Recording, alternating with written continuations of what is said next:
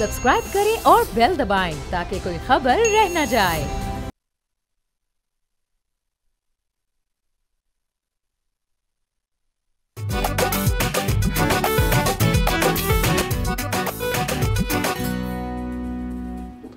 अस्सलाम वालेकुम, बोलो जनाब में बहुत बहुत खुश आमदीद। मैं हूँ असद नज़ामी, मेरे साथ हैं अली अफ्ताब। सर कैसे? सर ज़बरदस्त, आप बताइए। Sir A1। सर सीधा शुरू करते हैं। बिल्कुल। क्रिकेट से आगाज़ करते हैं।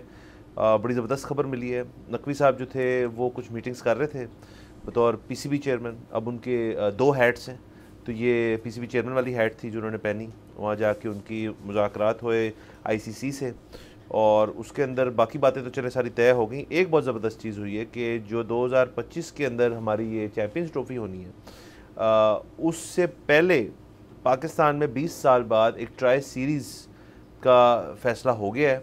तमाम बोर्ड्स जो हैं वो ऑन बोर्ड हैं, जिसके अंदर ये ट्राई सीरीज़ होगी पाकिस्तान, साउथ अफ्रीका और न्यूजीलैंड के बीच में।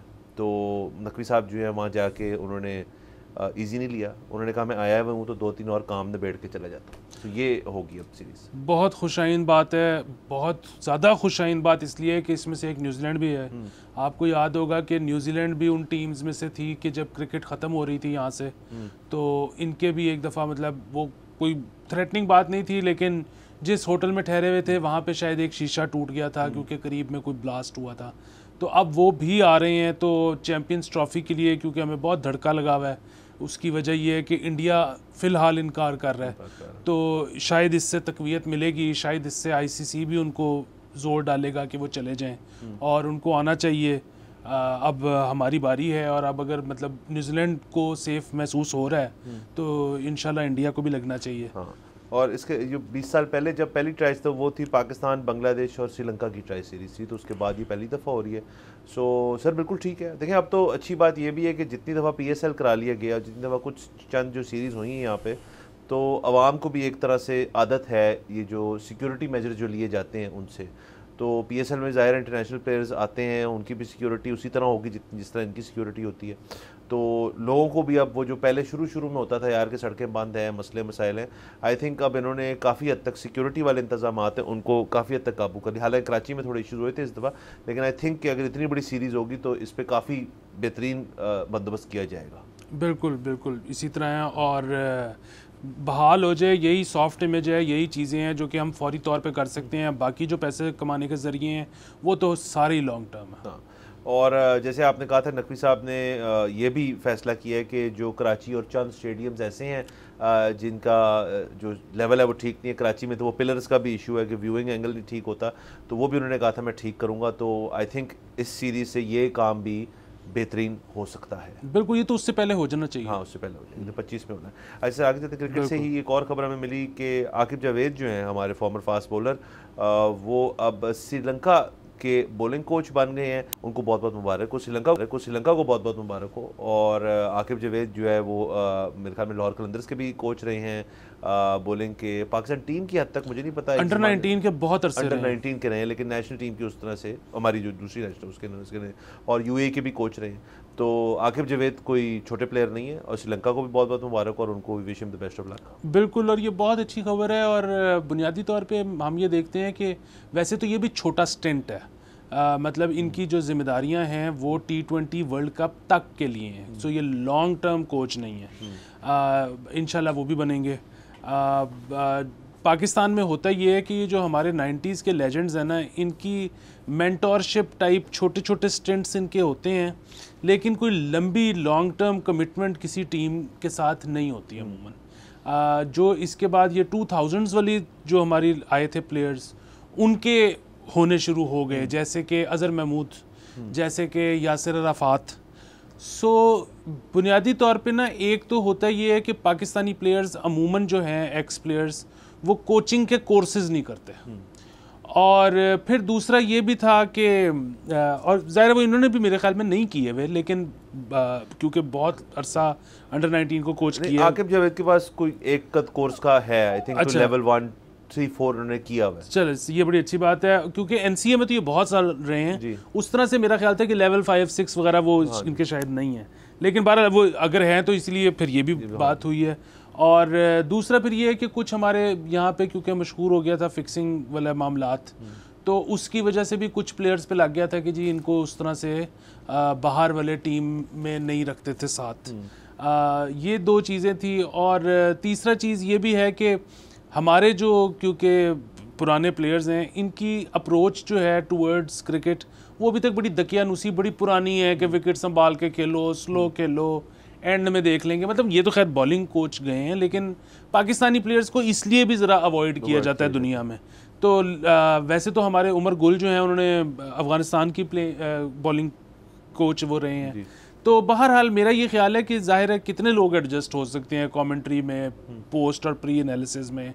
ये ज़बरदस्त चीज़ है, इससे बड़ी एजाज़ की कोई बात नहीं हो सकती। मतलब आप ये देखें ना कितनी फ़ख्र की बात हो है कि किसी और मुल्क की नेशनल साइड कोचिंग के लिए आपका बंदा साथ साथ लेके फिर रही है। इससे ज़्यादा फ़ख्र क्या हो सकता है? अब जो हमारे स्पिनर्स अलबत्ता हमारे जो हैं मुश्ताक अहमद, सुफैन मुश्ताक ने इंग्लैंड में भी दोनों ने बारी बारी वहाँ पे स्पिनिंग की हद तक भी किया है। वो तो वहाँ चले ही गए, लेकिन उसके बाद वो वहीं के हो गए। लेकिन आकिब बड़ी अच्छी बात, हाँ बहुत अच्छी बात है। आकिब जावेद का अलबत्ता ये कि लाहौर कलंदर्स के साथ तो बड़ी देर रही है, तो उस तरह से कंसिस्टेंट भी है। किसी को बात होगी तो होंगे। मुझे याद अच्छी तरह, मैं एक जगह जिम करता था तो वहाँ पे लाहौर कलंदर की टीम भी जिम करती थी, तो आकिब जावेद उनके साथ जिम कर रहा होता था। मतलब उस तरह से फिटनेस भी उनकी अपनी भी जो है वो बिल्कुल ठीक है, बरकरार है। तो उस तरह से बहुत अच्छी बात है। और जाहिर है ये दोनों ही खबरें जो हमने की हैं ये थोड़ा सा पाकिस्तानी क्रिकेट को इंटरनेशनल एक्सपोजर देती हैं, जाहिर है डिफरेंट पॉइंट ऑफ व्यू से। बट जितना इंटरनेशनल एक्सपोजर मिले, जितना तो और फॉर्मर प्लेयर्स के लिए भी अपॉर्चुनिटी है कि वो इंटरनेशनल टीमों के पास जाएँ। तो इसके साथ साथ एक और ख़बर जो हमें मिली, वो शादाब खान ने प्रेस कॉन्फ्रेंस के अंदर एक थोड़ा सा तनकीद की फैंस की कि इमाद वसीम जब ये गुजर रहे थे कहीं से या कुछ हो रहा था तो उन्होंने बाबर के नारे लगाए। तो इसकी एक बैक स्टोरी भी है, मेरे ख्याल में आप ही मुझे बता रहे थे जी। ये मेरे ख्याल में पिछले साल की शायद बात है। इमाद जो हैं वो तब टीम का हिस्सा नहीं थे और वो एक किसी टॉक शो पर थे। और एग्जैक्टली बात मैं रिपीट नहीं कर सकता क्योंकि मुझे याद नहीं है, लेकिन कुछ मकसद इस किस्म का था, मतलब उसका कि बाबर जो हैं वो उस तरह से T20 के बैट्समैन नहीं हैं। आमिर ने भी ये बात की थी। तो वो बाबर के जो फैंस हैं वो माइंड कर गए और उसके बाद से ये दो जब भी कहीं से गुजरते हैं तो वो बड़ी नारेबाजी करते हैं। और बाबर ने खैर उसके बाद बड़ी अपनी गेम इम्प्रूव की है। अब वो माजी में उनका स्ट्राइक रेट T20 की हद तक कम था, आई थिंक उसके ऊपर तनकीद की गई थी। बिल्कुल। और दूसरी बात ये है कि अभी भी इस PSL में भी अगर आप देखें तो अब लगता ये है कि बाबर ने ना वो तो अपना ओवरकम कर लिया है। फास्ट बॉलर्स के खिलाफ तो वो रिस्क लेते हैं पूरा, लेकिन स्पिनर्स के खिलाफ अभी भी रिस्क नहीं लेते, बड़े धीमे हैं। तो बहरहाल वो तब जाहिर है, देखिए इमाद वसीम जो है, मतलब जब एक प्लेयर होता है तो वो प्लेयर होता है, जब वो रोल चेंज हो जाता है, जब वो तजिया निगार के तौर पे बैठा है तो उसने वो बात करनी है जो उसको समझ में आ रही है। लोग यहाँ पे बड़ा माइंड करते हैं कि जी अपने प्लेयर के ख़िलाफ़ जो बात कर दे उसको तो कभी टीम में नहीं आना चाहिए, उसको तो ये नहीं करना चाहिए, वो नहीं करना, इस तरह कोई नहीं। बल्कि इमाद ने तो एक बड़ी अच्छी चीज़ की। वो जब आपको याद है इन्होंने खैर बहुत ही बदतज़ीबी की थी आमिर के साथ, आमिर आके लड़ पड़े। हमने उसमें भी कहा था कि आमिर को इंगेज करने की ज़रूरत नहीं थी, उस पर भी आ जाते हैं दोबारा। लेकिन इमाद ने तो क्या किया कि जब ये नारे लगाए थे, इमाद ने कहा कि और लगाओ और लगाओ और लगाओ। और उसके बाद फिर उन्होंने 3 परफॉर्मेंसेस दी हैं और टीम को फाइनल में पहुंचा के हैं कि आ जाओ फिर। हाँ वो बिल्कुल। और मोहम्मद आमिर वाला जो वाक़या था वो ये था कि वो गुजर रहे थे कहीं से, तो फैंस ने यही फिक्सर कहना शुरू कर दिया। अब इस पर हमने पहले भी बात की, फिर से कर लेते हैं कि बात हम तो ऑब्वियसली हम तो गलत समझते हैं। एक बंदा जिसने एक ज़माने में एक चीज़ की थी, उसको सज़ा मिली, उसके बाद यही जब वो सज़ा काट आया तो क्लीन स्लेट हो गया। उसके बाद इसी बोर्ड ने उनको मौका दिया फिर से बॉलिंग करने का, उसमें उन्होंने परफॉर्मेंस की। बहरहाल उसके बाद उन्होंने खुद से फैसला किया रिटायर होने का, हालांकि अर्ली रिटायरमेंट थी। बाकी अगर फास्ट बॉलर्स की एजेस देखें आप तो उसके अंदर पर चले, वो उनकी अपनी मर्जी थी जो भी थी। उसके बाद PSL में आए, बाकी PSL छोड़ दें, इस PSL में उनकी परफॉर्मेंस लेने बेहतरीन रही है। तो अगर एक प्लेयर परफॉर्म कर रहा है तो उसका जो माजी है वो ज़ाहिर अटैच तो रहेगा साथ साथ, और फैंस तो वो तो अपना वो मोमेंट लेंगे ना कि जी वायरल हम हो जाएं, किसी तरह हमारे पेज पे कोई चीज़ लग जाए। लेकिन उन्होंने रिएक्ट किया, तो रिएक्ट जो है वो शायद नहीं करना चाहिए था, बिल्कुल नहीं करना चाहिए था। मैं समझ सकता हूँ कि आमिर के पॉइंट ऑफ व्यू से वो ये सोचते होंगे कि मेरे अब बीवी हैं, बच्चे हैं, उनके सामने कभी इस तरह की बदतहजीबी होगी, मैं उनको क्या जवाब दूंगा, वो क्या सोचेंगे मेरे बारे में। लेकिन मैं उनको ये कहना चाहता हूँ कि कुछ ना सोचें, वो बच्चों को बड़े होकर बता दें।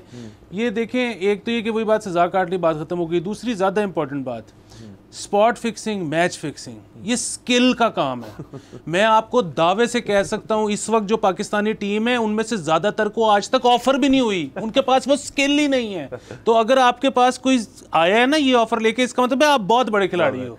यानी के लिए नकल के लिए भी अकल चाहिए होती है और अकल के लिए भी स्किल चाहिए होती है, और स्किल यहाँ पे आप कह रहे हैं भी कम है इस काम के लिए। बिल्कुल, इस काम क्या, खेलने वाला स्किल ही नहीं है, वो एक्सपर्टीज ही नहीं है। हाँ, तो अब सर PSL का जो फाइनल है वो कल के दिन है जी, और क्या आपकी प्रेडिक्शन चल रही है उसके ऊपर? सर देखें, बहुत माजरत लोग हमसे एक्सपेक्ट करते हैं कि हम बहुत ही गैर जानिबदाराना तज्जिया दें, लेकिन मैं तो नहीं पा सकता। मैं इस्लामाबाद के साइड पे हूँ, और उसकी वजह यह है कि इस्लामाबाद जो है ना वो खेलती है गोरा स्टाइल क्रिकेट। वो सिर्फ मैच जीतने नहीं आते, वो आते हैं लोगों को एंटरटेन करने। अच्छा। जो मुल्तान है ना वो बहुत ही खेलती है परसेंटेज क्रिकेट, कि उन्होंने ना बस मैच जीतना है, लोगों को मज़ा आए ना आए। वो मतलब 160 भी चेज़ कर रहे होंगे तो 140 भी चेज़ कर रहे होंगे तो 19वें ओवर में जाके करेंगे।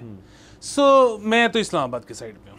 अच्छा, तो सर बाकी चलें, ये तो सारी खबरें जो है ये उस लिहाज से बेहतरीन है, और इंटरनेशनल थोड़ा सा एक्सपोजर भी मिल जाएगा, और उसके साथ साथ ये श्रीलंका वाली चीज़ भी बड़ी ज़बरदस्त है, PSL वाली भी ज़बरदस्त है। ज़ाहिर है ज़रा थोड़ा जो फैंस का ये तनकीद वाला मामला है इस दफ़ा हमने PSL में ज़रा ज़्यादा देखा है। पहले शायद इतना नहीं होता था, पहले होता था इतना वायरल नहीं होता था, इस दफ़ा तो 2-3 वाक़ई हमें मिले हैं। लेकिन आगे जाते हुए हमें काफ़ी क्रिकेट मिलेगी, तो उसको देखेंगे। नाज़रीन, यहाँ हमने जाना है एक ब्रेक के ऊपर। See you after the break.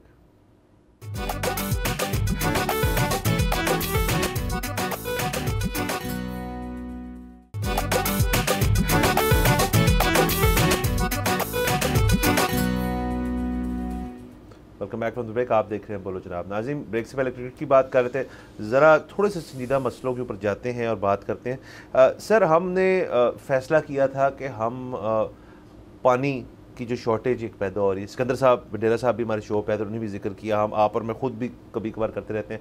आज एक ख़बर भी उसके हवाले से है, लेकिन मैं आज शो के वजह से कहूँगा कि नेक्स्ट वीक के लिए हमारे पास एक वाटर स्केर्सिटी के ऊपर एक एक्सपर्ट जो हैं गेस्ट वो अरेंज हो गए, तो नेक्स्ट वीक हमें ज्वाइन करेंगे। लेकिन ये खबर जो है ये क्योंकि करंट है थोड़ी सी, तो इसको डिस्कस कर लेते हैं। ये हालांकि वाटर शॉर्टेज और वाटर स्केर्सिटी का एक जो एंगल है उसके बारे में खबर है, जो है वाटर मीटरिंग।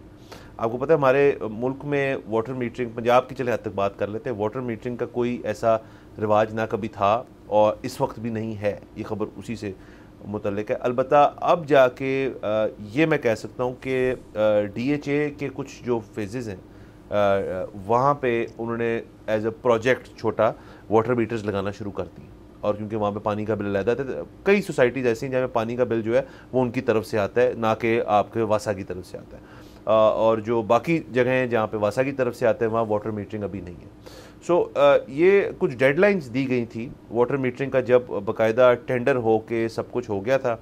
पहले इंपोर्ट करने का फैसला था, ये एक नहीं दो नहीं 3 दफ़ा फैसला हो चुका है। ये पंजाब गवर्नमेंट जब शहबाज शरीफ साहब के अंदर थी तब भी एक दफ़ा फैसला करते करते रह गया था, जिसके अंदर वाटर मीटर्स तुर्की से मंगवाने थे, नहीं आ पाए। उसके बाद उस्मान बुज़दार की गवर्नमेंट में ये प्रोजेक्ट जो था इसके बारे में डिस्कशन हुई, ये किसी बात तक नहीं पहुंचा। PDM के आसपास जाके पंजाब गवर्नमेंट जब यहाँ पे थी तो उसके अंदर एक फ़ैसला हुआ था कि हम जो हैं एक 2022 की अगस्त के अंदर, या पिछली गवर्नमेंट का था रादर 2022 के अगस्त के अंदर ये डेडलाइन दे रहे हैं कि आप जो हैं एक यहाँ पे फैक्ट्री लगाएं, उस फैक्ट्री के अंदर से आप प्रोडक्शन लें, वाटर मीटर यहाँ पे बनाएं और वाटर मीटर इंस्टॉल करें। उस फैक्ट्री को प्रोडक्शन शुरू करने थी 25 फरवरी 2023, यानी कि तकरीबन 1 साल से ज़्यादा हो गया इस चीज़ को, और उस फैक्ट्री से अभी तक प्रोडक्शन नहीं ले पाए। उसकी जो वजूहात बताई जा रही है महकमे की तरफ से वो ये है कि जी मुल्क की मईशी बुरहान, सियासी जो एक आपकी मसले मसाइल हैं और दीगर और जो चीज़ें हैं वो बताई जा रही हैं। लेकिन एक प्रोजेक्ट जिसका बजट भी मुकर्रर कर दिया हो, जिसकी और चीज़ें भी कर दी हों, और ये वही पंजाब है जहाँ पे अभी केयर टेकर गवर्नमेंट ने इतने ज़्यादा मंसूबे बनाए हैं, तो वाटर मीटर्स तो एक ज़रूरत है हमें। मेरे ख्याल में अब तो वो टाइमलाइन एक ज़माने में कहा अभी इधर बड़े साल पड़े, अब तो मेरे ख्याल में 2-3 साल हैं जिसके अंदर सब शहरियों को शायद इफ़ेक्ट होना शुरू हो जाएंगे इस मसले से। तो वाटर मीटरिंग के ऊपर अभी तक कोई एक्टिविटी नहीं है, कोशिश बहुत की गई है लेकिन कुछ नहीं हुआ। और आप ये देखें कि ये कोई मतलब ये कोई रॉकेट साइंस भी नहीं है, मतलब पानी एक फिजिकल चीज़ है जिसने गुजरना है, और वो कोई एक उसके बीच में ऐसी चीज़ लगी होगी जो कि क्वांटिफाई कर लेगी कि ये कितनी सी डब्बी है, ऊपर पाइप है नीचे पाइप है, बीच में डब्बी लगी हुई है बस, और ये हम नहीं बना सकते, नहीं बना सकते और इंपोर्ट भी नहीं कर सकते, और ये हम नहीं बना सकते, और इस मुल्क की सालमियत को ट्विटर से खतरा है। हाँ इस मुल्क को खतरा पहुंचा के किसी ने करना क्या है जिनसे वाटर मीटर नहीं बनता। तो ये एक ये जो बार बार मुल्क की सालमियत की बात करते हैं ना, जिनको इतनी छोटी छोटी, अगर किसी खुदा न खास्ता मुल्क को, जाहिर है पाकिस्तान को ऐसा कोई ख़तरा नहीं है तो, लेकिन अगर किसी मुल्क को वाकई ऐसे ख़तरे हो ना जैसे ये बताते हैं, तो वो मुल्क नहीं, वो मजाक होता है, उस पर हंसना चाहिए। बाकी ये बहुत ज़रूरी है वाटर मीटर्स लगाना, ना सिर्फ घरों की हद तक।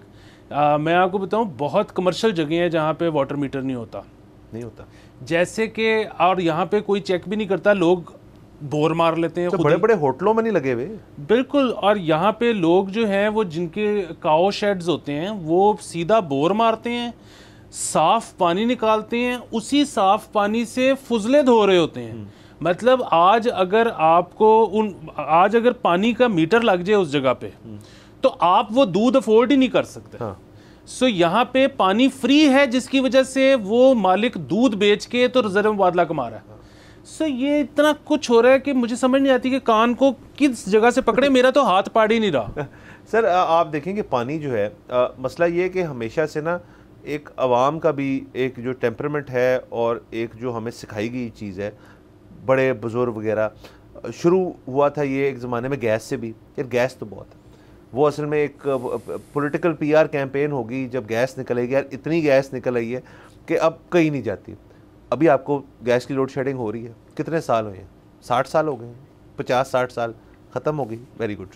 उसके बाद पानी का आप देख लें, वो अगर हम मज़ीद उस बहस में चले जाएँ कि जी कि हमारी जो इंडस वाटर ट्रीटी है और उसके मसाइल और वो सब कुछ वो रिविज़िट करना चाह रहे हैं हमसाया मुल्क, हम जो है चीज़ें करते हैं, उस बहस को छोड़ दें। वैसे आप इंडस का हाल देख लें क्या है, तो वो एक अपनी जगह।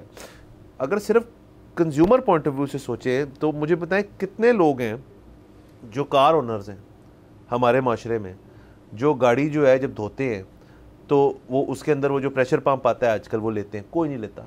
हालांकि इतने मतलब मुनासिब कीमत के वो पंप्स हैं जिसमें जी जितना पानी चाहिए उतना ही पानी वो निकालेगा, पर उसका जब बंद वो गन की तरह छोड़ेंगे तो बंद हो जाएगा, और वो एयर और वाटर को मिक्स करके देता है तो पानी भी कम लगता है। यहाँ है जी कि सबसे पहले गाड़ी धोई, अच्छा गाड़ी अब धो ली, पाइप चल रहा है, इसका मतलब यार पाइप कौन जाके बंद करे, ड्राइव वे भी धो लेते हैं सारी इसी बहाने, और उसमें कितने लीटर पानी जो है वो सिर्फ ज़ाया हो रहा है, वो किसी उसका हिसाब नहीं है। अब चूंकि यहाँ आपको बताया था ना कि एक सोसाइटी में जैसे DHA में वाटर मीटर्स लगे हैं, तो अब बिल जब आएंगे लोगों को, अब ये रिसेंटली ही हुआ है, तो फिर देखिएगा कि लोगों को थोड़ा इससे होगा। ये वाटर मीटरिंग बहुत पहले करनी चाहिए थी, क्योंकि देखिए इस मुल्क में दो चीज़ें जो है वो बिल्कुल सच है। एक तो ये है कि यहाँ पे महंगाई होनी है हर चीज़ की, और दूसरी चीज़ है कि लोग यहाँ बिल से डरते हैं। जो शख्स बिल से डरता है और एक चीज़ का उसका बिल नहीं आ रहा, उससे वो कभी नहीं डरेगा। सो आपने जब बिलिंग शुरू कर दी उसको डर पैदा हो जाएगा। सर इंडस वाटर ट्रीटी से हमें तो कोई मसला नहीं है, क्योंकि अगर इंडस वाटर ट्रीटी ना होती तो हम रूडा कैसे बनाते, हम रावी पे प्लॉट बेच के घर कैसे बनाते अगर ये सब चल रहा होता दरिया। सो यहाँ पे तो ना सिर्फ ये, हमारे मोहल्ले में जब लगा वाटर फिल्ट्रेशन प्लांट पीने के लिए पानी, सर माशाल्लाह, तो लोगों ने वहाँ पे पाइप लगा के गाड़ी धोए, और फिर वहाँ पे गार्ड बिठाना पड़ा क्योंकि लोग बाजी नहीं आते। सो यहाँ पे बड़ा मुश्किल काम है, और आप बिल्कुल ठीक कह रही हैं कि वाहिद चीज़ जो रोक सकती है वो है बिल। हाँ सर बिल है, और मैं तो कहता हूँ ये भी है कि इस वक्त IMF से भी बातें चल रही हैं ना। सर की एक और भी असलियत है, सॉरी मैं पिछले उसमें जुमले भूल गया था, एक असलियत ये भी है कि अब हमने वो सारी चीज़ें करनी है जो IMF कहेगा। सो कोई किसी जो IMF का लोग वाफ्तियाँ आए हुए उनके कान में डाल दिया, पानी का भी बड़ा मसला है वो भी बीच में डाल दे यार। दूसरे इसमें एक और चीज़ वो है, हमारे जो गुस्ल खाने में जो सारा सैनिटरी वाला मामला है। सो अगेन पाकिस्तानी किसी कंपनी से ना नलका बनता है, ना फ्लश बनता है, ना शावर बनता है जो चौथा ना हो। ठीक है, तो वही बात है, जो इटालियन अफोर्ड कर सकते हैं वो कर लेते हैं, जो पाकिस्तानी है वो रिस रहा है हर वक्त, और किसी को कोई परवाह नहीं है क्योंकि बिल तो आ नहीं रहा। तो बस मैं तो लोगों के घरों में जाके, मैं दफ्तरों में जाके फ्लश ठीक कर रहा हूँ कि किसी तरह साफ पानी ज़ाया होना बंद हो जाए।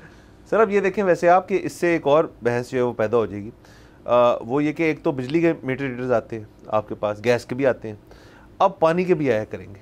सो ये भी हो सकता है अगर कॉस्ट कटिंग करनी है एक ही बंदे को कह दे यार तीनों करके आओ, क्योंकि एक घर की ये तीनों चीजें जो है वो कोई दूर दूर तो नहीं लगी होंगी ना, एक ही जगह लगी होंगी। फोटो खींचो और 3 डिफरेंट व्हाट्सएप नंबर्स पे भेज दो, मैकमो में सबका काम हो गया। सर ये आपने कितनी बड़ी बात कर दी है, ये आपको IMF में होना चाहिए। सर मैंने अप्लाई किया लेकिन और बड़े मसले हैं तज्जिया। अच्छा चले सर, ये तो मैं ज़्यादा नहीं चाह रहा हम इसके ऊपर करें, बातें तो इसके ऊपर बहुत है, लेकिन चूंकि नेक्स्ट वीक हमने एक एक्सपर्ट को ही बुलाया हुआ है तो उनसे हम खुली बात करेंगे, पूरा एक ब्लॉग करेंगे पानी के ऊपर, वाटर कंजर्वेशन के ऊपर, वो सारी बातें मैं बताएंगे। आगे ज़रा सियासी के ऊपर चलें, आपको पता है लोग हम सियासी गुफ्तगू ना करें नाराज़ हो जाते हैं। सो सियासी एक और लॉन्च हो गई हैं, हो तो गई थी पहले। आसिफा भुट्टो ज़रदारी साहिबा जो हैं उनका पहले तो ये न्यूज़ में इस वजह से आई क्योंकि इलेक्शन कैंपेनिंग उन्होंने बड़ी धुआंधार किस्म की इलेक्शन कैंपेनें अपने भाई के साथ की, और जहाँ पे भाईजान नहीं होते थे वहाँ पे ये होती थी, और वहाँ पे इन्होंने वो कमी नहीं महसूस कराई एक भुट्टो होने की। इन्होंने कैंपेनिंग ठीक ठाक की, ये अक्रॉस द बोर्ड लोग मानते हैं, कुछ क्वार्टर्स नहीं मानते तो कोई मसले वाली बात नहीं। उसके अलावा फिर ये एक इनके साथ बात अटैच होगी जो कि सोशल मीडिया पे कंट्रोवर्सी होगी कि जी ये आसिफ अली ज़रदारी साहब ने कहा है कि ये एज़ फर्स्ट लेडी एक्ट करेंगी मेरे प्रेसिडेंसी के अंडर। तो लोगों ने कहा कि उनकी जो साहबजादी हैं वो कैसे फ़र्स्ट लेडी हो सकती हैं, ये तो देखें ना, अब आप नेपोटिज़म कर रहे हैं और मारूसी सियासत वाले नारे लगे। हालांकि हमारे ही मुल्क में अयूब खान के दौर में उनकी जो बेटी थी बेगम नसीम औरंगज़ेब, जो कि उनकी बेटी थी, वो साथ जाती थी तमाम जो आपके बैरून मुल्क जो होते थे, तो ये एक चीज़ उनके साथ होगी। अलबत्ता बाकायदा पार्लिमानी सियासत में अब वो कमी है। NA 207 नवाब शाह की जो सीट है, जो उनके वालिद साहब को अब छोड़ेंगे वो, क्योंकि वो प्रेसिडेंट बन गए, वहाँ से बाय इलेक्शन में आसिफा भुट्टो साहिबा खड़ी हो रही हैं, तो और यकीनन वहाँ से वो जीत भी जाएंगी। ये उनकी घर की सीट है, वहाँ यहाँ पे कोई मसले वाली बात नहीं है, और यहाँ से फिर वो अपना पार्लिमानी करियर जो है सियासी उसमें कदम रखेंगी, उसकी शुरुआत करेंगी। अच्छा, जहाँ तक तो बात है ना वो फर्स्ट लेडी वाली, वो तो मेरे ख्याल में उसमें तो कोई मसला नहीं है कि बेटी का होना, और इसमें जो है कि पुरानी एक मिसाल ढूंढी जाती है जो अयूब खान वाली। मैं तो उसमें कहूँगा कि ये अगर एक इसको नई नज़ीर समझा जाए कि आज से ऐसा भी होगा तो ये और ज़्यादा अच्छी बात है कि एक सदर ने अपनी बेटी को फर्स्ट लेडी बना दिया। क्योंकि मैं तो ज़ाहिर है एक दफ़ा इस तरह का बिल पेश हुआ था, वो ज़ाहिर है पास नहीं हो सका, या शायद तजावीज़ थी, बिल भी नहीं था पेश हुआ, लेकिन बहरहाल मैं उसको ख़ुद से प्रैक्टिस करता हूँ अपनी ज़ात तक कि मैं जो डिक्टेटर्स थे उनको मैं सदर नहीं मानता। सो ये पहले सदर हैं जिन्होंने अपनी बेटी को फर्स्ट लेडी बनाया। बट हेड ऑफ स्टेट के तौर पे एक प्रेसिडेंट है हमारे पास, तो लोगों की तनकीद जो है वो इतनी ठीक नहीं है। दूसरा, अब ये चूंकि ये पार्लिमानी सियासत के अंदर आ रही हैं तो वो एक डिफरेंट बॉल गेम होती है, वो डिफरेंट बॉल गेम होती है। और फिर अगेन जाहिर है अगेन वो ज़रदारी साहब की बेटी हैं, पीपल्स पार्टी की, वो मतलब उन्होंने उस फैमिली में आंख खोली है, उनको जाहिर है बहुत ज़्यादा पता होगा हमारे से सियासत का।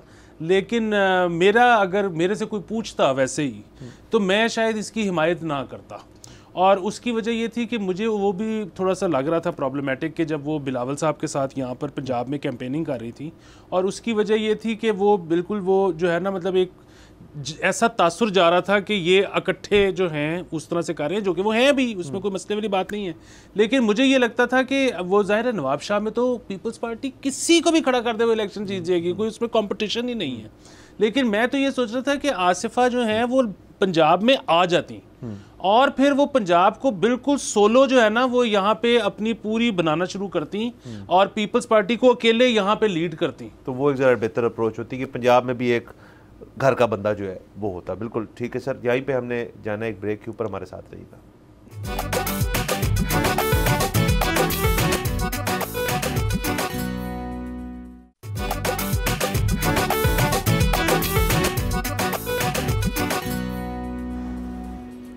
Welcome back from the break. आप देख रहे हैं बोलो जनाब। नाज़रीन, ब्रेक से पहले हम थोड़ी सियासी खबरें डिस्कस कर रहे थे पीपल्स पार्टी की हद तक, लेकिन सर अब हम माजी की जो सियासी गवर्नमेंट थी हमारी, केयर टेकर गवर्नमेंट, थोड़ा उनके बारे में बातें पता चली और सुन के मुझे बड़ा मज़ा आया। मैं कहा आपसे ज़रूर शेयर करूँ, आप बहुत बड़े फ़ैन रहे हैं ये जो 8 महीने रहे हैं हमारी केयर टेकर गवर्नमेंट के, तो उनके बारे में बात कर लेते हैं। सो केयर टेकर गवर्नमेंट के अंदर जो तमाम वज़रा का एक जो अकाउंटिंग होती है, एक हेड जो है जिसके अंदर उनके अखराजात दिखाए जाते हैं, उनमें एक होता है उनके विजिट्स का हेड जो है, सो उसकी जो अमाउंट बताई जा रही है वो 5 करोड़ रुपए बताई जा रही है, विजिट्स की जो अमाउंट है।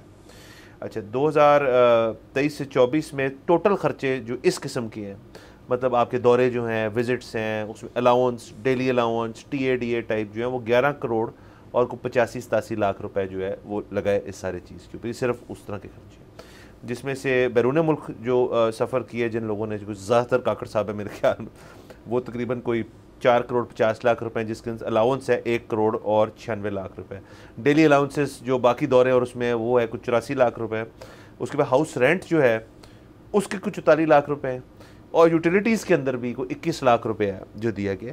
तो ये तो सर कोई इतनी ज़्यादा बड़ी बात नहीं है सर, ये इतनी कोई बात नहीं है, लेकिन मुझे पता नहीं क्यों एक खदशा सा महसूस होता है, और वो ये है कि ये एक जगह के अभी जो है ना फिगर्स आए हैं, एक दौरे के आए हैं एक दौरे के अलावा ये किसी एक महकमे के आए हैं, या एक उनकी जो बेसिकली उनका बजट था जो जहाँ से निकलता है, जहाँ से ये जाते हैं, ये वहाँ का तो आ गया है।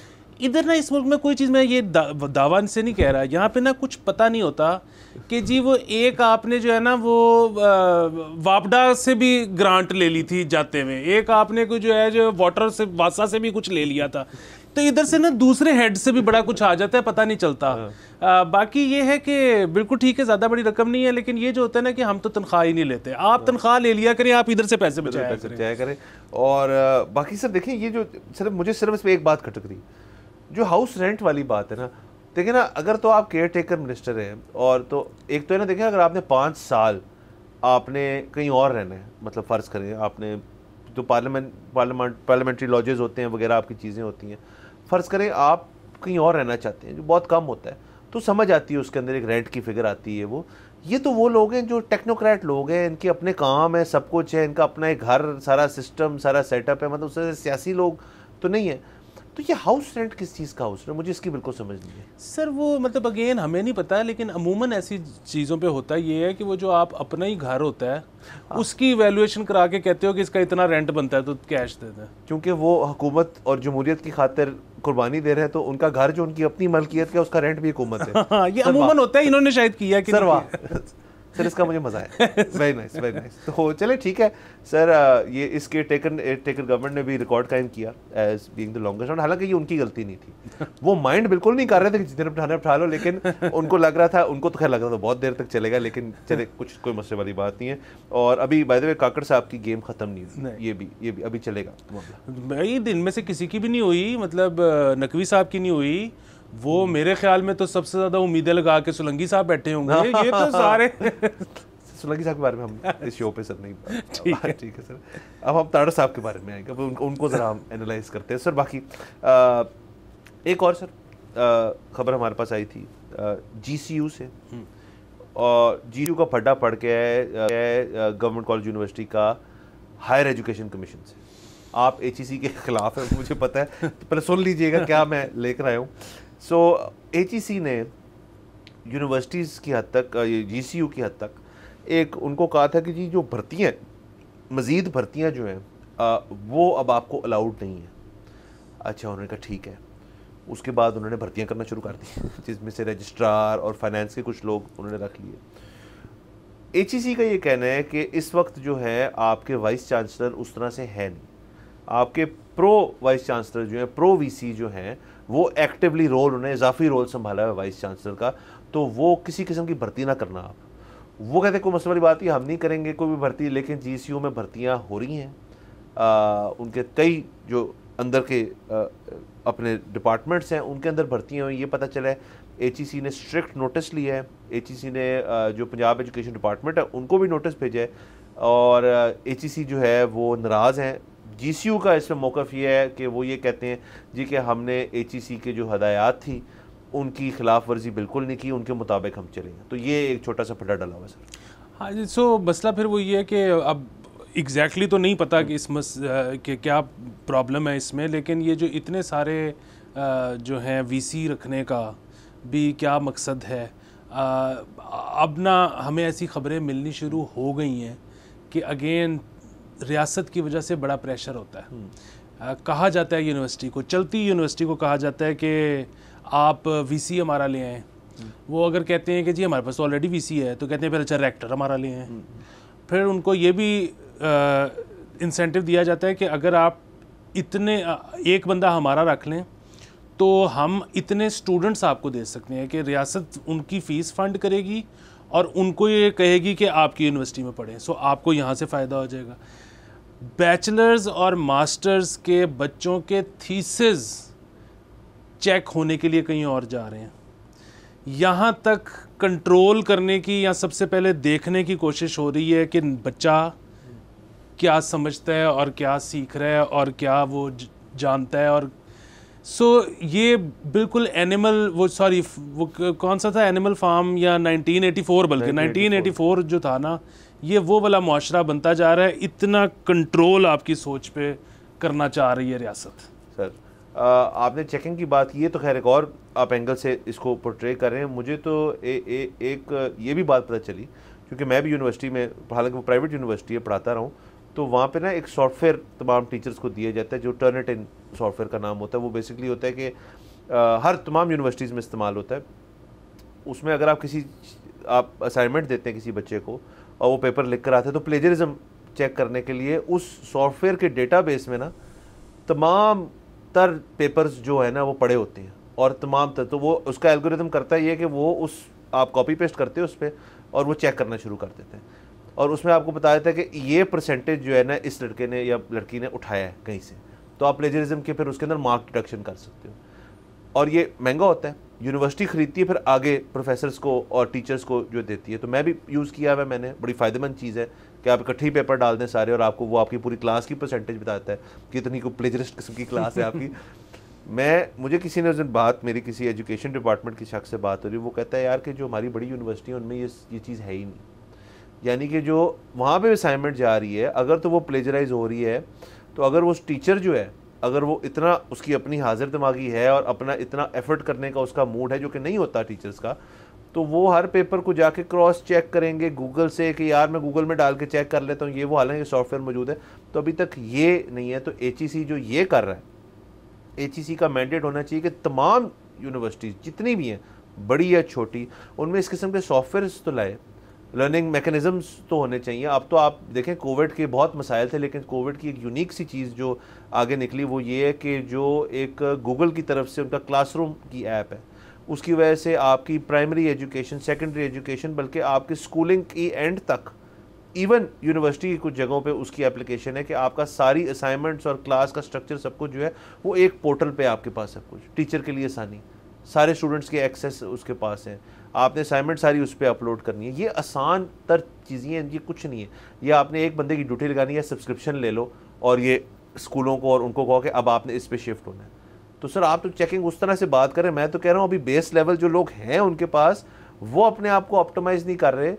तो ये HEC का है कि लेकिन यार आपने जो जो जो फलाना वो बंदा लगा लिया ना रजिस्ट्रार वगैरह, उस पर आपका HEC है क्या? समझ से बाहर है। समझ से बाहर। तो चलिए सर, ये तो उसके एजुकेशन की हद तक बात रही। एजुकेशन के हवाले से आपको तो गेस्ट में ढूंढता रहता है, एजुकेशन के ऊपर भी एक गेस्ट है, वो अभी मेरे हाथ नहीं आ रहे, लेकिन उनको भी नेक्स्ट वीक इंशाल्लाह बुलाएंगे। अच्छा आखिरी सर कर लेते हैं, मरीम नवाज साहिबा जाहिर है खबरों से बाहर अब नहीं रह रही। ये वाली खबर हालांकि उनके जो दौरे हैं और उनकी मीटिंग्स हैं उससे नहीं है, ये उन्होंने कंप्लेन की है। सो एक नया पाकिस्तान नामी अकाउंट से एक वीडियो जो है वो दिखाई गई जिसके अंदर वो हेलीकॉप्टर पे मरीम नवाज साहिबा और मरीम औरंगज़ेब साहिबा कहीं जा रहे हैं, आई थिंक बोर्ड कर रहे हैं, उतर रहे हैं, कुछ किस्म की चीज़ थी वीडियो थी। और उसमें ज़ाहिर है वो वाली बातें कि देखो फिर हमारे ऊपर, आपको पता है बानी PTI पे कितनी तनकीद होती थी कि हेलीकॉप्टर पे, बल्कि फवाद चौधरी का मशहूर कॉल है कि हेलीकॉप्टर सस्ता पड़ता है गाड़ी से, तो इस्लामाबाद के अंदर 55 लीटर पड़ता है। तो इनके ऊपर तनकीद उन्होंने बताया, फिर उसके अंदर उन्होंने वजाहत की कि असल में ये इलेक्शंस के दौरान ये एक प्लेन या हेलीकॉप्टर यूज़ हो रहा था इलेक्शन कैंपेनिंग के लिए, तो ये उस तब की है। तो ये इसका कॉन्टेक्स्ट, ये जो नया पाकिस्तान नामी अकाउंट है इसका गलत है और इसके ऊपर एक्शन जो है वो लिया जाएगा। उसके साथ साथ उनकी सोशल मीडिया टीम जो उसमें से थोड़ी सी एक वन अपिंग कह रहा हूँ सॉरी, अपग्रेडेशन आई है कि अब मरीम नवाज साहिबा का जो अपना अकाउंट है अगर उस पर कोई कंप्लेन कर रहा है, तो ये मैंने खुद देखा है और उनके पेज पे भी आती है कि वो डायरेक्ट रिप्लाई करती हैं कि जी अगर आपको शिकायत है तो फलाना है, आप कंप्लेन करें, I will look into it. So ये भी हो रहा है। ज़बरदस्त। नहीं देखें, अगर कोई इस तरह से गलत कॉन्टेक्स्ट में वीडियो आई है तो ज़रूर उस पर कार्रवाई करें, लेकिन कार्रवाई आपको पता है कि फिर वो कानून के अंदर रह के होनी चाहिए। मतलब इस तरह नहीं होना चाहिए कि एक बंदा, सर बाहर भी बड़ा मजा आता है। हाँ मतलब हम देखते हैं कि बंदे रिमांड में चले जाते हैं, फिर वो रिमांड से बाहर आ जाते हैं, एंड में पता लगता है चार्जशीट ही कोई नहीं थी। तो ये तो नहीं होना चाहिए, ये नहीं होना चाहिए। हाँ सर, और बाकी सर सोशल मीडिया की हद तक ये जो कंप्लेंट्स वाली चीज़ है और बाकी चीज़, अगर हम थोड़ा सा ब्रॉडर इसको थोड़ा सा अगर ले जाएं, तो अभी तक ये क्यों नहीं हुआ कि हर शख्स जो है, मैं ये तो देखें ना चीफ मिनिस्टर पंजाब में, तो उनके लिए तो शायद बहुत ही आसान होगा, आपने करनी है कंप्लेन या मैंने करनी है, और मैंने प्लेटफॉर्म पे नहीं करनी, मैंने अपने महकमे में करनी, मैंने FIA में करनी है, तो इसमें कोई आसानी तो नहीं है। बिल्कुल आसानी नहीं है, रसीद तक नहीं मिलती कंप्लेंट की, कंप्लेंट नंबर नहीं मिलता। तो बस सर फिर एक ही तरीका है जो तरीका, या तो फिर यानी कि ये अच्छा सर, मुझे समझ आ गई है कि ये जो बंद करने वाली चीज़ है ना, ये असल में ये आवाम को भी सिखा रहे यार, अगर आपको पसंद नहीं आ रहा ना, आप अपना बंद ऐप डिलीट कर, ये सारी चीज़ है। तो चले सर, ये रही सारी बातें, यहाँ हमारा वक्त ख़त्म हो जाता है। अगले हफ्ते नाज़रीन आपसे फिर मुलाकात होगी। खुदा हाफ़िज़।